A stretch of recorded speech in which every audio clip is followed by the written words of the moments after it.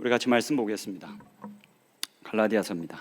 갈라디아서 2장 11절에서부터 14절 말씀입니다. 우리 짧으니까 같이 교독하면서 읽겠습니다. 아니 그냥 한 번에 같이 읽을까요? 한 목소리로 우리 11절부터 14절까지 한 목소리로 같이 읽도록 하겠습니다. 11절부터 읽겠습니다. 시작. 게바가 안디옥에 이르렀을 때에 책망받을 일이 있기로 내가 그를 대면하여 책망하였노라. 야고보에게서 온 어떤 이들이 이르기 전에 게바가 이방인과 함께 먹다가 그들이 오매 그가 할례자들을 두려워하여 떠나 물러가매 남은 유대인들도 그와 같이 외식함으로 바나바도 그들의 외식에 유혹되었느니라.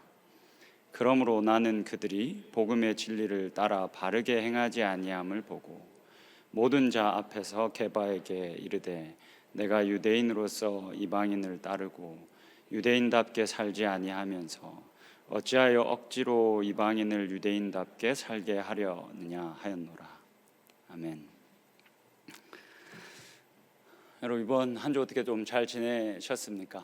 그래도 우리가 대한민국이 한 고비를 어렵게 아주 작은 고비를 넘어섰죠. 그래서 앞으로 또 탄핵이라는 앞에서 여러모로 혼란스럽겠지만 또 우리가 흔들리지 않고 또 세상이 아무리 뛰놀더라도 하나님 앞에서 우리가 얼마나 보배롭고 또 존귀한 존재인지를 늘 곱씹으면서 흔들리지 않고 우리의 갈 길들을 이렇게 갈 수 있으면 너무 좋겠다 싶습니다. 오늘은 이제 이 갈라디아서 2장을 우리가 같이 나눕니다. 사실 여러분 이제 저희가 큰 산 앞에 섰다라고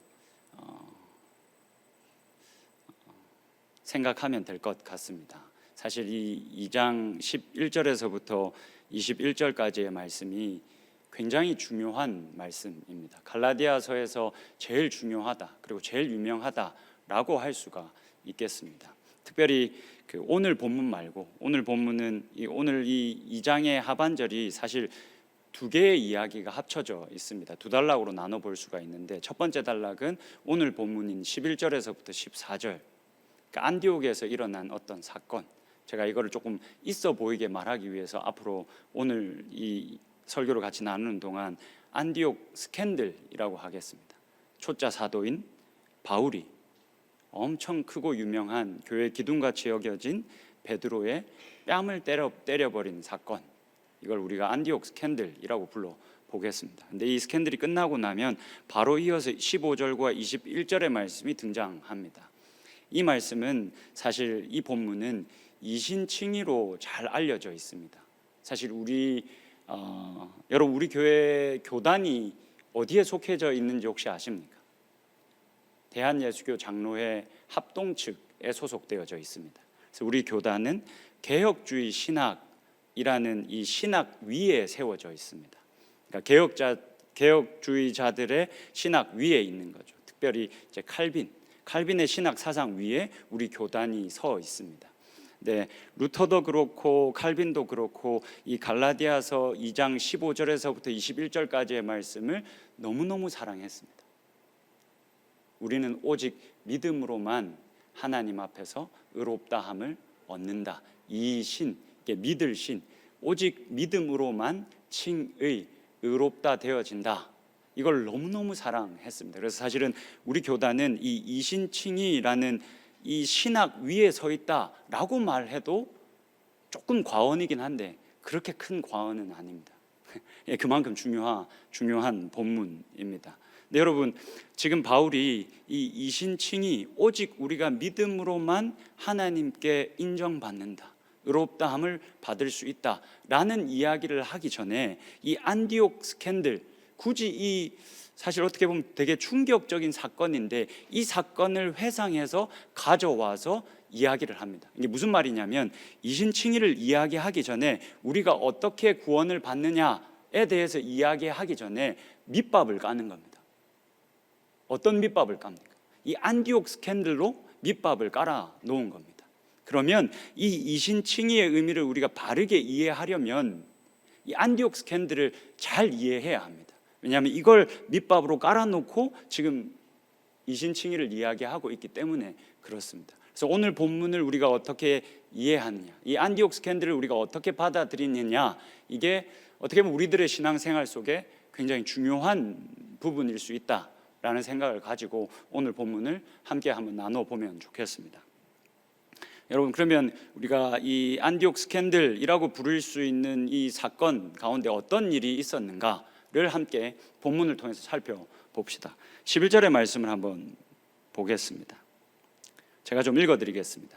게바가 안디옥에 이르렀을 때에 책망받을 일이 있기로 내가 그를 대면하여 책망하였노라. 그러니까 게바가 원래는 예루살렘 교회를 담당해서 섬기고 있던 게바, 즉 베드로가, 이 게바는 베드로의 아람어식 이름입니다. 이 베드로는 헬라식 이름이고요.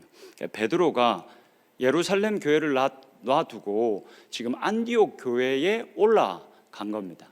안디옥 교회에 올라간 것도 의심스러운데 왜 자기가 섬기는 교회를 두고 안디옥 교회를 갔을까? 이런 의심을 남기는데, 그뿐만이 아니라 그 안디옥 교회에 올라가서 베드로가 책망받을 일을 했다는 겁니다. 여러분, 당시 안디옥에는 제가 저번 주에 잠깐 같이 이야기를 나눴지만, 안디옥은 당시에 이 로마가 지배하고 있던 그 도시 중에 세 번째로 큰 도시였습니다. 그래서 경제적으로도 굉장히 부강한 지역이었습니다. 그래서 많은 유대인들이 예루살렘과 안디옥이 가까웠기 때문에 그 근접성으로 인해서 많은 유대인들이 안디옥에 가서 살고 있었습니다. 안디옥에서 이방인들과 함께 섞여 살고 있었습니다. 바울과 바나바는 이 지역에서 목회를 하면서 제가 아주 멋진 교회를 하고 있었다라는 말씀을 드렸습니다. 그 교회 안에는 정통 유대인도 있었고 흑인도 있었고 유대인들의 원수인 헤롯 가문의 아주 친한 친구도 있었습니다. 그들이 복음 안에서 연합을 이루고 그렇게 멋지고 아름다운 교회를 바울과 바나바가 하고 있었습니다. 예루살렘 교회를 섬기던 베드로가 안디옥 교회로 올라간 겁니다. 근데 이게 한 번 올라간 건 아닌 것 같습니다. 본문의 증거에 따르면 베드로가 안디옥 교회에 올라가서 그 교회에 있는 이방인들과 식사한 것이 한 번이 아니라 여러 번이었다라는 것을 우리가 알 수가 있습니다. 물론 한글 개역개정 성경으로는 우리가 알 수가 없는데, 이 헬라어 원어를 보면 그 베드로가 이방인들과 함께 식사했다라는 말이 여러 번 반복했다라는 의미를 가진 시제를 사용합니다. 그러니까 이따금씩 안디옥 교회에 올라가서 베드로가 이방인들과 함께 식사 교제를 나눴다라는 겁니다. 그런데 그러다가 이 베드로가 그만 책망받을 일을 하나 저질렀습니다. 근데 여러분, 여기서 그 개역개정에서는 책망받다, 책망했다라고 번역하고 있지만 이 단어가 사실은 경멸하다라는 의미도 가지고 있습니다. 그러니까 바울이 베드로가 한 어떠한 행동을 보고 이게 너무 화가 나서 베드로를 경멸할 정도였습니다. 그러니까 여러분, 이게 생각해 보십시오. 엄청난 일이지 않습니까? 일단 그렇게 생각해 볼 수 있을 겁니다. 여러분, 제가 이 서울은연교회 다니엘 청년부를 맡아서 섬기고 있습니다. 근데 이따금씩 주일날 어떤 특정한 시간이 되면 계속 이 사람이 어디를 나가는 겁니다. 근데 매주 가는 건 아니야. 다른 교회 청년부 가가지고 그 사람들과 교제를 나누고 이렇게 하는 겁니다. 그러면 여러분들이 저를 어떻게 보시겠습니까? 원래도 저를 꼬로만 눈으로 바라보시는데 더 꼬로만 눈으로 바라보시지 않겠습니까? 베드로가 지금 그렇게 하고 있는 겁니다. 근데 그렇게 베드로가 하다가 바울한테 뭔 일을 하다가 딱 걸렸는데 바울이 베드로의 뺨을 후려치고 있는 겁니다. 여러분, 근데 제가 저번 주에도 말씀을 드렸던 것처럼 바울과 베드로, 당시 이 갈라디아서가 기록될 때만 해도 그 영향력의 차이가 하늘과 땅 차이였습니다. 여러분, 바울은 그냥 무명의 사도였습니다. 그러니까 초짜 사도에 불과했습니다. 그런데 이미 베드로는 교회에서 기둥과 같이 여겨지던 사람입니다. 여러분, 그렇지 않습니까? 베드로는 예수님과 함께 3년이라는 시간을 보냈고 누구보다도 예수님께 가까이 있었던 사람입니다. 예수님의 일거수일투족을 이 사람이 다 목격한 사람입니다. 그러니까 어마어마한 영향력이 있는 사도이지 않습니까? 근데 바울이 뭐 그렇게 베드로가 큰 잘못을 했다고 지금 뺨을 면전화대고 막 뺨을 후려치고 그렇게 격려를 하고 있는 겁니다. 그러니까 제가 예를 들자면 그런 거죠. 일개 단 하루도 담임 목회를 해본 적이 없는 우윤한 목사가 30년 넘게 담임 목회를 하고 있는 최은성 목사님의 어떠한 모습을 보고 최은성 목사님을 격려를 하며 사람들 다 있는 앞에서 뭐가 좋다고 그렇게 웃을 일은 아니지 않습니까? 이게 예입니다. 제가 그렇게 한다는 게 아니라, 여러분 만약에 제가 그렇게 한다면 이게 어떻겠습니까? 모든 사람들이 그 자리에서 얼어붙지 않겠습니까? 그리고는 바울을 다 이상하게 생각하지 않게, 왜 저래? 이렇게까지 할 일은 아니잖아. 이렇게 속으로 생각할 일이지 않겠습니까? 그 일이 지금 안디옥에서 벌어졌다는 겁니다. 여러분, 여기서 우리가 잘 생각해 봐야 하는 건, 베드로가 굳이 이 예루살렘 교회를, 유대인 중심으로 형성되어져 있는 이 예루살렘 교회를 맡아서 섬기고 있던 베드로가 굳이 유대인들과 이방인들이 섞여 있고 각종 다양한 계급과 인종의 사람들이 모여 있는 그 안디옥 교회에 왜 이따금씩 가서 그 사람들과 식사도 같이 하면서 교제를 했느냐는 겁니다. 왜 이런 베드로의 수상한 출타가 계속되었겠느냐는 겁니다. 여러분, 사도행전 10장을 보면 고넬료라는 사람이 등장을 합니다. 로마의 백부장입니다. 그러니까 완벽한, 유대인의 시각에서 봤을 때 완벽한 이방인이죠. 로마의 백부장입니다. 근데 이 사람이 하나님을 경외했습니다. 굉장히 경건한 사람이었습니다. 이 사람이 얼마나 경건했냐면, 이 사람의 모습을 보고 그 온 집안의 이 로마 이방인들이 다 하나님을 경외하기로 작정할 정도로 경건한 사람이었습니다. 가난한 사람들을 위해서 많이 구제하던 사람입니다. 하루도 거르지 않고 기도하던 사람이었습니다. 그러다가 한날 하나님께서 이 이방인 고넬료에게 환상으로 나타나셨습니다. 그리고는 말씀하셨습니다. 뭐라고 말씀하셨습니까? 너희 집에 있는 사람들 몇 명을 보내서 요바에 있는 베드로 사도를 너희 집으로 청해라. 사실 고넬료가 그렇게 하나님의 음성을 들었을 때, 그렇게 하나님의 환상을 보았을 때, 이게 뭔 소리야? 갑자기 왜 베드로 사도를 우리 집에 불러? 그리고 내가 부른다 한들 베드로 사도가 우리 집 이방인의 집으로 올까? 라는 의심을 분명히 했을 겁니다. 근데 고넬료는 하나님이 그렇게 말씀하셨으니 순종합니다. 자기 집의 사람들을 요바에 있는 베드로의 집으로 보냅니다. 이틀이 걸렸습니다. 거의 이 사람들이 베드로의 집에 당도할 때쯤에 베드로도 기도하고 있었습니다. 환상으로 동일하게 하나님께서 베드로에게도 나타나셨습니다. 환상 중에 하늘이 열렸습니다. 그 하늘에서부터 한 큰 보자기와 같은 것이 하늘에서부터 땅으로 이렇게 내려오는 겁니다. 베드로가 이게 뭔가 유심히 봤더니 온갖 짐승들인데, 이 짐승들이 율법에서 부정하다라고 낙인이 찍혀 있는 짐승들이 보자기에 쌓여서 내려온 겁니다. 하나님의 음성이 베드로에게 임했습니다. 일어나서 이것들을 다 잡아먹어라. 베드로가 어떻게 했을까요? 이 유대인으로서 아주 경건한 베드로가 어떻게 했을까요? 하나님께 대답했습니다.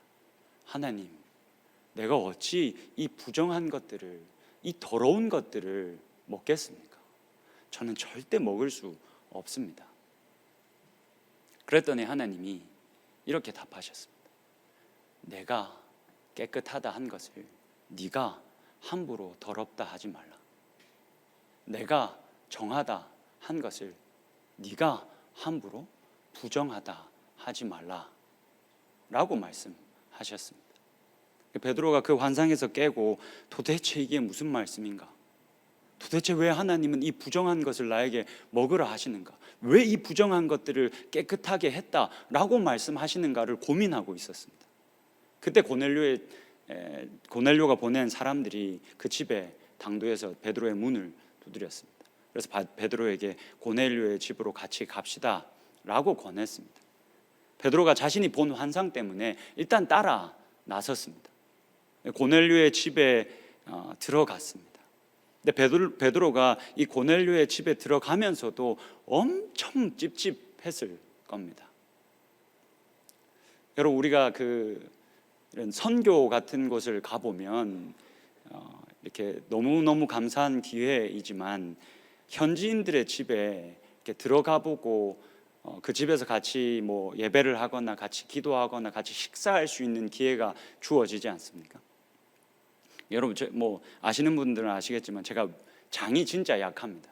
그래서 이렇게 낯선 음식을 먹는가 이렇게 좀 자극적인 음식을 먹으면 저는 바로 신호가 옵니다. 그래서 화장실 가까이서 살아야 합니다. 그래서 선교 갈 때면 늘 걱정이, 그런 기회가 생겼을 때 내가 아무렇지도 않게 음식을 받아 먹을 수 있을까라는 두려움이 항상 있습니다. 이 두려움과 이런 머뭇거림보다 훨씬 큰 두려움과 머뭇거림이 베드로에게 있었을 겁니다. 고넬료의 집에 들어가기 전까지. 고넬료의 집에 딱 들어갔는데, 그런 두려움을 안고 고넬료의 집에 들어갔는데, 고넬료와 고넬료의 집 사람들이, 그 가족들이 베드로를 엄청 환대하는 겁니다. 그 환대를 받고 베드로가 이렇게 말합니다. 말씀을 한번 같이 보시죠. 이르되, 이게 베드로가 하는 말입니다. 유대인으로서 이방인과 교제하며 가까이 하는 것이 위법인 줄은 너희도 알거니와. 여러분, 사실 이거 위법이 아닙니다. 구약 성경 율법에서는 그냥 정한 것, 부정한 것 이렇게 음식만 나눠 놓았지, 율법에서는 이방인들과 음식 먹는 것을 금하는 규정은 없습니다.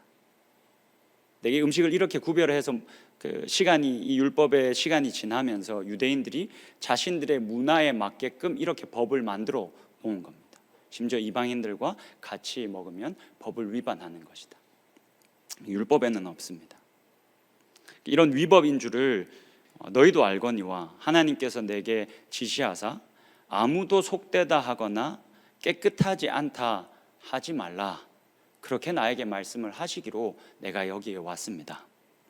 29절입니다. 부름을 사양하지 아니하고 왔노라. 묻노니 무슨 일로 나를 불렀느냐.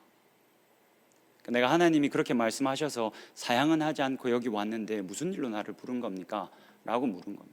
그랬더니 이제 고넬료가 상세하게 하나님이 자기에게는 어떠한 환상을 보여주셨는지를 알려줬습니다. 그래서 그렇게 고넬료와 이야기를 나누는 중에 베드로가 깨달았습니다. 이게 하나님의 뜻이구나. 하나님이 분명히 나로 하여금 부정하다 하지 말고 완벽한 이방인인 고넬료의 집에 들어가라 라고 하신 거구나 라는 것을 깨닫고 설교하기 시작했습니다. 근데 이 설교하기 시작했는데 이 놀라운 일이 그 집에 일어났습니다. 어떠한 일이 일어났는지를 한번 같이 보겠습니다. 그 다음 사도행전 말씀을 한번 올려주시겠습니까? 베드로가 이 말을 할 때에, 베드로가 설교할 때에 어떤 일이 일어났습니까? 성령이 말씀 듣는 모든 사람에게 내려왔다. 45절입니다. 베드로와 함께 온 할례받은 신자들이, 베드로가 혼자 간 건 아닙니다. 할례받은 이 유대인으로서 그리스도인 된 사람들이 베드로와 함께 올라갔는데, 베드로와 그렇게 할례받은 모든 신자들이 무엇 때문에 놀랐다라고 이야기합니까? 이방인들에게도 성령 부어 주심으로 말미암아 놀랐다라고 이야기합니다.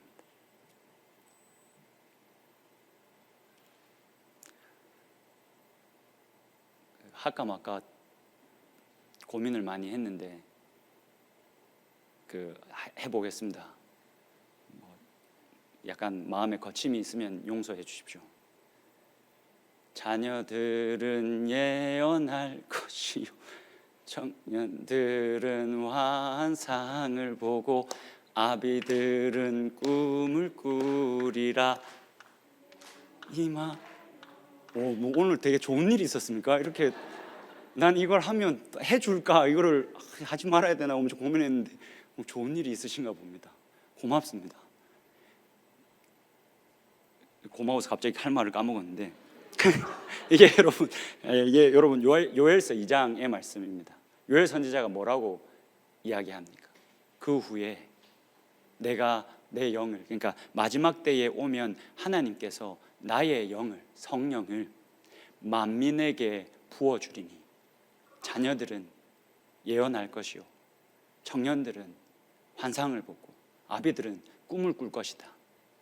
여러분, 내가 내 영을 만민에게 부어주겠다 약속하셨습니다. 이 만민이 누굽니까? 무엇입니까? 모든 나의 백성입니다.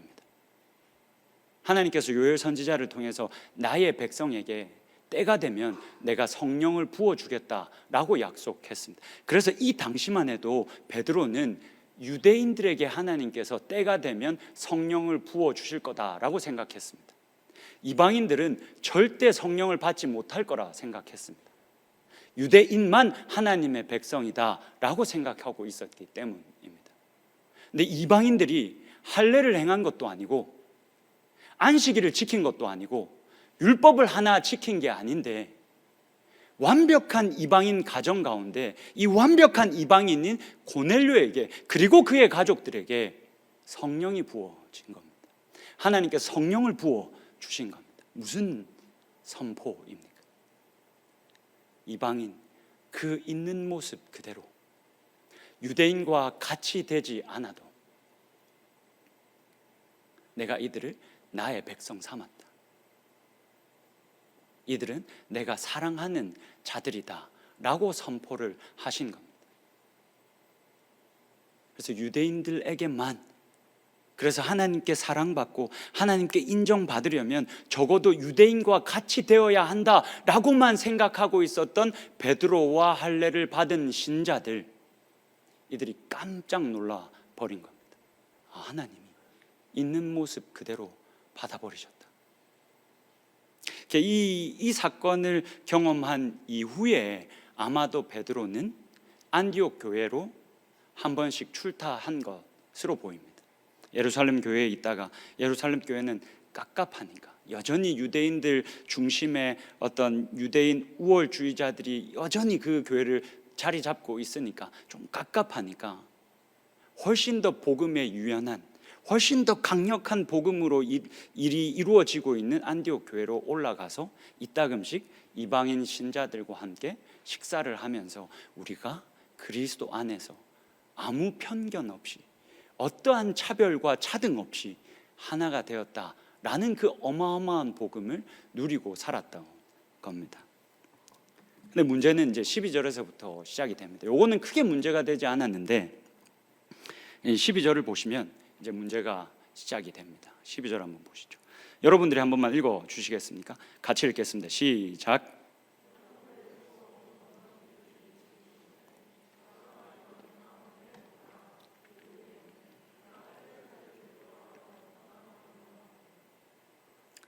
어떤 일이 일어났습니까? 이따금씩 올라가서 교제를 했는데 별일이 없다가 한 날은 야고보에게서부터 올라온 어떤 들, 그러니까 예루살렘 교회의 대표가 야고보니까 그 예루살렘 교회에서부터 올라왔다는 할례자들, 그 자리에 딱 당도하자 이 할례자들을 보고, 예루살렘 교회에 있는 그 할례자들을 보고 베드로가 너무너무 두려워서, 이 사람들의 평가와 이 사람들이 어떻게 나올지가 너무너무 두려워서 이방인들과 같이 식사하다가 그 자리에서 물러나 버립니다.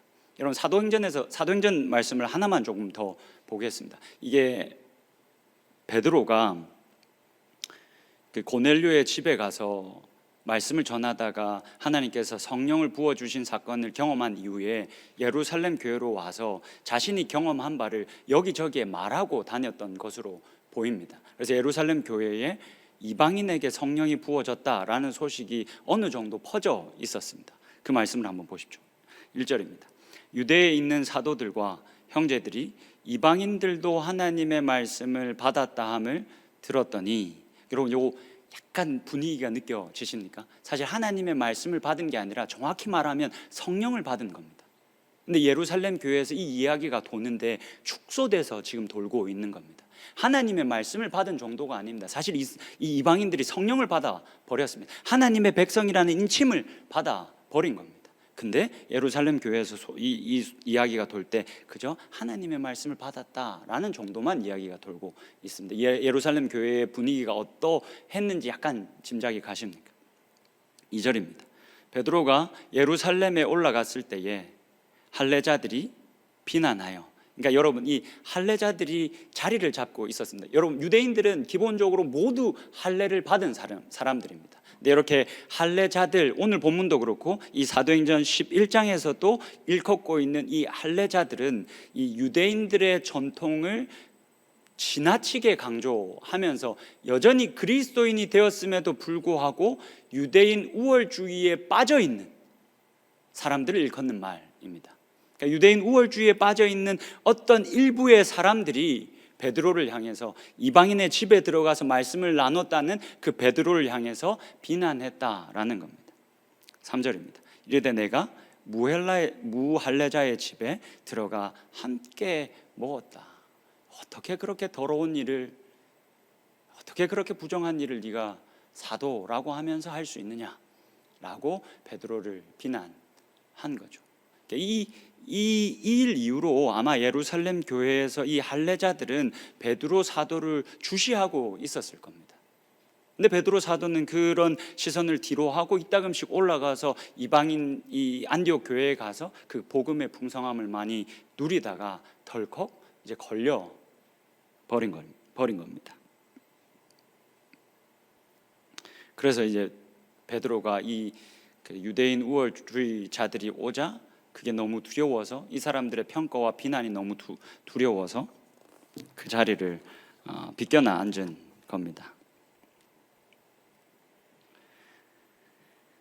여러분 이런 일을 경험해 보신 적이 있습니까?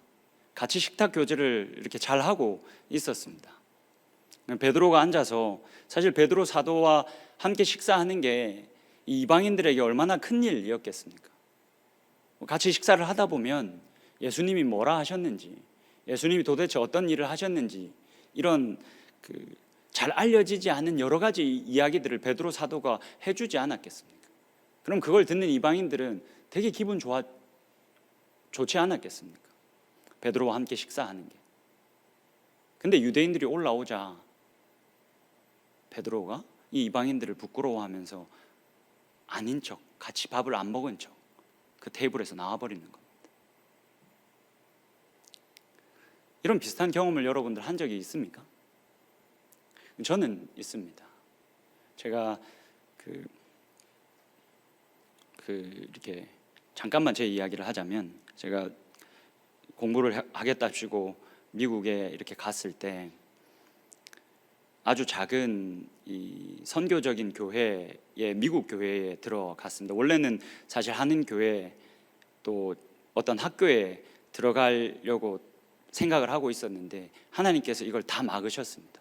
그래서 사역을 할 수가 뭐 다른 교회를 찾아서 했으면 했겠지만 원래의 계획이 다 이렇게 막히면서 우연찮게 이 교회를 만났고, 이 미국 교회를 만나면서 제 안에 이 성경이 진짜 사실이라면 내가 이 사람들과 함께 보내는 시간을 통해서 정말 그리스도 안에서 인종과 언어와 문화를 넘어서 한 가족 되었음을 스치듯이라도 확인할 수 있지 않을까? 내가 이 말씀이 사실인지, 이 성경이 진짜인지 아닌지를 좀 확인해 봐야 되겠다 라는 생각으로 그냥 한인교회 들어가서 목사로 사는 걸 포기하고 이 사람들과 함께 살기 시작했습니다. 그렇게 3년의 시간을 지냈고 저는 스치듯 확인했습니다. 진짜 이런 일이 일어나는구나. 인종과 언어와 어떤 계급과 빈부격차를 넘어서 그리스도 안에서 하나 되었다라는 그 말씀이, 이미 그 하나님의 나라가 임했다는 말씀이 사실이구나 라는 것을 저는 확인했습니다. 그걸 확인했기 때문에 제가 여전히 이 자리에 있는 겁니다. 근데 여러분, 그걸 확인하는 데까지 너무너무 제게 힘든 시간이었습니다. 물론 제 잘못이죠. 공부하러 미국까지 가겠다라고 한 사람이 영어가 준비가 제대로 안 돼 있었으니까요. 제 자격지심이었는지는 몰라도 같이 아주 소그룹의 사람들이었지만 뭐 주일마다 혹은 수요일마다 같이 교제하는 중에 늘 저는 상처를 받았습니다. 제가 막 영어가 지금도 어눌하지만 그때도 더 어눌했으니까 이 사람들이 저랑 같이 식사를 하는 중에, 다 그렇지는 않았습니다. 일부의 몇몇의 사람들은 몸은 나와 함께 있는 이 식탁에 있는데 마음이 저 식탁에 있는 겁니다. 어떤 상황인지 아시겠습니까? 그러니까 같이 밥 먹거나 교제할 때 마음껏 좀 신나게 이야기하고 어떻게 살았는지 막 이런 걸 나누고 싶은데 제가 있으면 그게 안 되는 겁니다. 말이 계속 끊기는 겁니다. 못 알아들으니까. 그러니까 어떤 이들은 그럼에도 불구하고 정말 제 이야기를 귀 기울여 듣고 친구가 되려고 노력했지만 사실 그 사람들보다 더 많은 사람들은 힘들어 했습니다. 그래서 기회만 생기면 이 테이블을 떠나서 다른 테이블로 가려고 호시탐탐 기회를 노리고 있다는 게 제 눈에 다 보이는 겁니다. 그래서 그때 그런 대접을 받으면서 제 자존감이 막 다 무너졌습니다. 그러면서 제가 수도 없이 나는 여기에 어울리지 않는 사람인 거구나. 내가 영어를 제대로 하지 않으면, 미국 시민권을 가지고 있지 않으면 나는 여기에 어울리지 않는 사람이구나 라는 생각을 굉장히 많이 했습니다.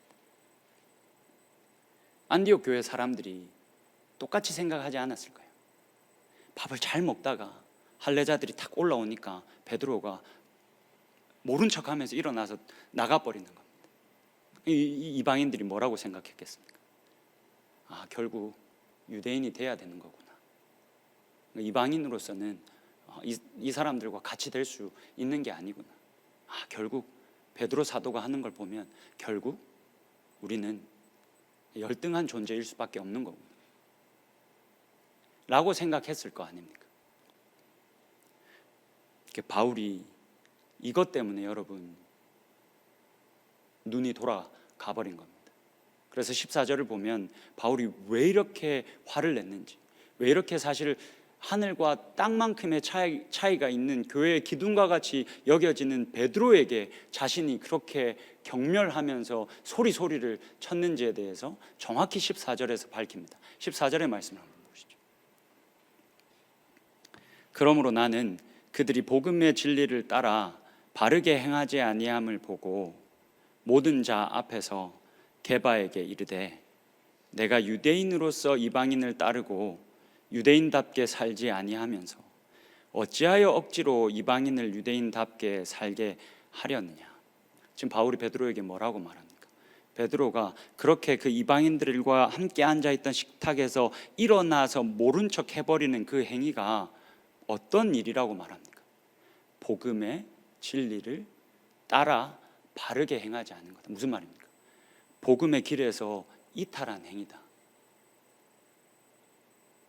작지 않은 일이라는 거예요. 그냥 그저 한 번의 실수로 눈 감고 넘어가 줄 수 있는 문제가 아니라는 겁니다. 당신이 복음을 저버렸다는 겁니다. 복음의 길에서 이탈해 버렸다는 겁니다. 그래서 바울이 눈이 돌아가 버린 겁니다. 바울이 이어서 뭐라고 말합니까? 당신이 유대인이면서 유대인으로 유대인답게 살지도 못하면서 어떻게 억지로 이방인들을 유대인답게 살게 하려 합니까? 도대체 이게 무슨 일입니까? 라고 이야기했습니다. 여러분, 이게 무슨 말입니까? 하나님이 유대인이 되는 것으로 자기 백성 삼으시고 하나님이 이들을 사랑한다 말하실 것 같으면 우리는 다 죽습니다. 우리 다 죽습니다. 우리에겐 전혀 소망이 없습니다. 당신 유대인으로 살아봐서 알지 않습니까? 유대인이면서 유대인으로 열심히 살아보려고 해도 유대인답게 살지 못한다는 것, 이게 불가능하다는 것 당신 잘 알고 있지 않습니까? 당신이 이미 많이 경험했지 않습니까? 지금 이 순간에도 당신은 어겼지 않습니까? 이방인들과 함께 식사하면서 이방인들이 먹는 그 부정한 것들을 당신도 먹었지 않습니까? 유대인으로서 유대인답게 살지도 못하면서 절대 유대인답게 살면서 하나님께 인정받을 수 없다라는 사실을 당신의 삶 속에서 늘 경험했으면서 어떻게 당신은 이방인들까지도 억지로 유대인답게 살아라 라고 말합니까? 그러면 우리 정말 다 죽습니다. 우리가 어떻게 하나님 앞에서 사랑을 받을 수 있겠습니까? 다 죽습니다 라고 이야기를 하고 있는 겁니다. 여러분, 이 이런 베드로와 그리고 그의 동조한 바나바 그리고 유대인 여러 신자들의 이런 잘못, 그리고 그들과 별반 다를 바 없는 우리가 가지고 있는 어떤 성향과 선호도를 기준으로 이 사람은 나와 어울릴 만한 사람이야, 그러니 이 사람과는 내가 깊게 교제하겠어. 근데 내 성향과 내 선호도에 봐서, 그리고 이 사람의 어떠함을 볼 때 이 사람은 내가 함께 어울리기에는, 진짜 친구가 되기에는 영어도 못하고 옷 입는 것도 후줄근하고 별로 좋은 대학도 나오지 못했고 별로 좋은 회사를 다니지도 못하고 있으니까 내가 진짜 친구가 되고 그렇게 교제할 이유는 없는 사람이야 라고 판단하고 그렇게 생활하고 있는 우리들에게 이러한 잘못을 꼬집으면서 팀 켈러 목사님은 다음과 같이 이야기합니다. 여러분 이 글을 한번 같이 보겠습니다. 제가 좀 읽어드릴 테니까 잘 한번 보십시오. 이런 모든 것이 복음의 진리를 따르지 않는 것으로부터 기인한다. 만약 우리에게 복음이 없다면, 여러분 우리에게 만약에 복음이 없다면 어떤 일이 일어나냐면 우리의 마음은 자신의 그룹과 다른 그룹을 비교함으로써 자존감을 만들어냅니다. 무슨 말인지 이해가 가십니까? 끝없이 비교하면서 이 사람과 내가 비교해 봤을 때 나는 월등한 존재, 이 사람과 내가 비교해 봤을 때 나는 열등한 존재, 그렇게 계속 우리는 비교하면서, 복음이 없으면 그렇게 계속 비교하면서 때로는 우월해서 교만해지고 때로는 열등해서 좌절하는 일들이 우리들 안에서 복음이 없으면 끊임없이 일어난다. 그러나 복음은 우리에게 이렇게 말합니다. 나는 이게 진짜 너무너무 좋습니다. 우리 모두는 그리스도가 없이는 부정하다. 그리고 우리 모두는 그리스도 안에서 정결하다. 여러분 이 차이인 겁니다. 딱 하나의 차이인 겁니다. 우리 모두는 그리스도가 없으면 모두가 그냥 부정한 겁니다. 근데 우리 모두는 정할 수 있습니다. 언제? 그리스도 안에 있을 때만 정할 수 있습니다. 그 외에 그 어떤 차등도, 그 어떤 다른 점도 우리들에게 전혀 있지가 않습니다.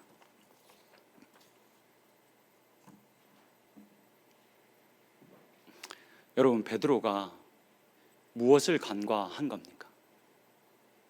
바울은 베드로의 이 행위를 당신은 복음을 저버렸습니다 라고 말했습니다. 베드로가 무엇을 간과했습니까? 십자가의 사랑을 베드로가 업신여겼습니다. 하나님께서 어떤 일을 이루셨습니까? 하나님께서 율법을 받은 유대인들, 율법을 받았음에도 유대인답게 살지 못하는 것으로 말미암아 저주를 받게 된 유대인들의 그 저주, 그리고 애초부터 이 율법에서 제외돼서 진노의 자식이었던 이방인들이 마땅히 받아야 할 그 저주, 이 모든 것을 다 싸그리 모으셔서 이 저주를 다 모아 응축하셔서 어떻게 하셨습니까? 예수 그리스도의 머리 위에 떨어뜨리셨습니다. 십자가 위에서 예수 그리스도가 그 저주를 한 번에 다 받으셨기 때문에 지금 우리가 이 자리에 있습니다. 그래서 지금 팀 켈러 목사님은 우리가 그리스도 없이는 모두가 부정하고 우리가 그리스도 안에 있으면 모두가 정합니다. 그 외에 어떠한 차등도 우리들에게는 없습니다 라고 이야기를 한 겁니다. 그럼 여러분, 이제 우리들에게 무엇이 중요한 겁니까? 내 기준에서 이 사람이 유대인이냐, 그러니까 나와 어울릴 만한 사람이냐, 아니면 이방인이냐, 나와 어울리지 못할 사람이냐, 이것을 우리들이 버릴 수 있어야 합니다. 그리고 그저 인정해야 합니다. 이제 나는 나의 선호도와 나의 성향에 따라 사람을 판단할 수 없는 존재가 되었다. 왜냐하면 너무너무 크신 그 예수 그리스도의 사랑, 하나님의 그 너무너무 창조적인 그 사랑을 내가 옷 입었기 때문에, 내가 받았기 때문에 이제 나는 더 이상 내 선호도, 내 성향에 따라 사람을 함부로 판단하거나 구분할 수 없는 존재가 되었다라는 사실을 여러분 분명히 기억할 수 있어야겠습니다. 여러분, 우리가 세상을 살아가다 보면 여러분들을 업신여기는 사람들을 여러분들이 만날 겁니다. 여러분들의 출신 때문에, 여러분들의 능력 때문에, 여러분들의 학위 때문에 감히 여러분들을 업신여기는 사람들을 여러분들이 마주할 겁니다. 그러면 여러분들 너무너무 속상하겠지만, 너무너무 화가 나겠지만 용서하십시오. 그리고 그들을 안타깝게 여기십시오. 그들이 왜 그럴 수밖에 없겠습니까? 십자가의 그 사랑을 경험하지 못했기 때문입니다. 나와 그들과 다른 딱 하나의 차이점은 십자가의 그 사랑을 머금었느냐, 여전히 그 십자가의 사랑이 나에게 어떤 일을 이루었는지 당최 이해하지 못하고 경험하지 못했느냐의 차이밖에는 없습니다. 그러니 속이 많이 상하겠지만 이해하고 품으십시오. 그리고 그 사람들을 오히려 사랑하십시오. 그렇게 십자가를 지십시오. 우리는 그 십자가의 사랑을 깨달았으니까, 우리는 그 사랑을 입고 여기에 있으니까 그런 사람들을 용서하고 여유롭게 품고 오히려 더 사랑해 주십시오. 그러면 그들이 이 십자가의 사랑이 얼마나 큰지, 이 십자가의 사랑만이 이 세상을 바꿔놓을 수 있다라는 사실을 결국에는 인정하게 될 겁니다. 이 사실을 기억하고 늘 그리스도 안에 있으면서 내가 얼마나 존귀하고 보배롭게 되었는지, 그리고 다른 사람도 나와 성향이 다르지만 내 선호도에 맞지는 않지만 이 사람이 얼마나 존귀하고 보배로운 존재인지를 인정하고 그 사랑을 우리들에게 주신 하나님을 높이고 그렇게 살아갈 수 있는 저와 여러분이 될 수 있기를 주님의 이름으로 축복합니다. 오늘 말씀을 기억하면서 우리 십자가 그 사랑 같이 찬양하겠습니다. 십자가 그 사랑 같이 찬양할 텐데, 제가 참 이 찬양 같이 이렇게 하면서 진짜 너무 가사가 정말 예술이다라는 생각을 했습니다. 사실 오늘 설교를 이렇게 하지 않고 이 찬양만 불러도 되지 않을까 싶을 정도로 가사가 너무너무 좋았습니다. 여러분, 이 찬양의 구성이 어떻게 되어 있냐면, 처음에는 그냥 그 십자가의 사랑이, 그 은혜가 무엇인지를 이야기합니다. 그 십자가로 우리가 어떤 은혜를, 어떤 용납함을, 어떤 사랑을 받았는지에 대해서 노래합니다. 1, 2절로 그렇게 노래합니다. 그 다음에 전문 용어로 쌉이라고 하나요? 아는 척 한번 해보고 싶었습니다. 후렴을 쌉이라고 합니다, 여러분, 전문가들은. 네. 그 쌉이에 가면 뭐라고 말하냐면, 먼저는 주님께서 나를 너무 존귀하고 보배롭게 여기셨다라고 찬양합니다. 근데 그 사비의 또 다른 파트에 가면 나뿐만이 아니라 주님께서 너도 존귀하고 보배롭게 여기셨다라고 말합니다. 여러분, 이게 십자가의 은혜이자 십자가의 능력입니다. 십자가는 내가 얼마나 놀라운, 내가 진짜 얼마나 악한 놈인지를 깨닫게 하고, 그리고 그와 동시에 내가 얼마나 큰 사랑을 입어 여기에 있게 되었는지를 깨닫게 합니다. 근데 여러분, 이게 깨달아지면 어떤 일이 일어나는지 아십니까? 내가 용서하지 못할 것 같았던 그 사람이, 이 사람도 그리스도 안에서, 그냥 그리스도 안에 있으면 존귀하고 보배로운 사람이구나 라는 것을 깨닫게 됩니다. 이게 십자가의 능력입니다. 이것을 우리가 좀 가사를 묵상하면서 같이 찬양합시다.